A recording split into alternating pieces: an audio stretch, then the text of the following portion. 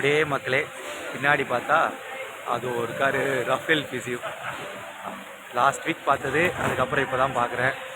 பக்கம் வந்துட்டு போகிறாங்க மக்களே, நிறையா ஃபைட்டர் இருக்குது, யூஎஃப்சி ஃபைட்டர்லாம் பார்க்குறதுக்கு கொஞ்சம் மகிழ்ச்சியாக தான் இருக்குது.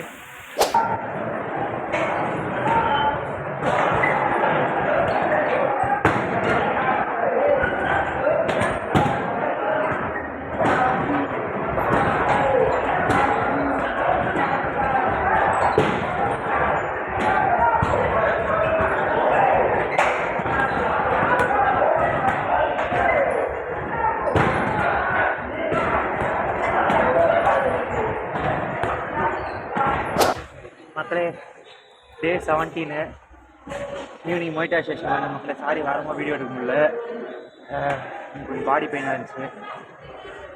ஆக்சுவலி இந்த கால் ரொம்ப இன்றைக்கும் ஸ்கார் பண்ணும்போது இடம் தொல்லை கொடுத்துச்சு, ஆடியோ பண்ணும்போதே தொல்லை கொடுத்துச்சு கால். இருந்தாலும் பரவாயில்ல, டே 17 ரொம்ப சக்ஸஸ்ஃபுல்லாக முடிஞ்சிச்சு. பசங்க அங்கே ரெஸ்லிங் கிளாஸில் இருக்காங்க பக்கத்தில். நம்ம கிளாஸ் முடிச்சுட்டு ஃப்ரெஷ் ஆகிட்டு போயிட்டு அவங்களுக்கு கொஞ்சம் வீடியோ எடுத்து கொடுக்கணும். அவ்வளோதான் மக்களே. டே 17 வந்து கொஞ்சம் எக்ஸாஸ்டாக தான் இருக்குது.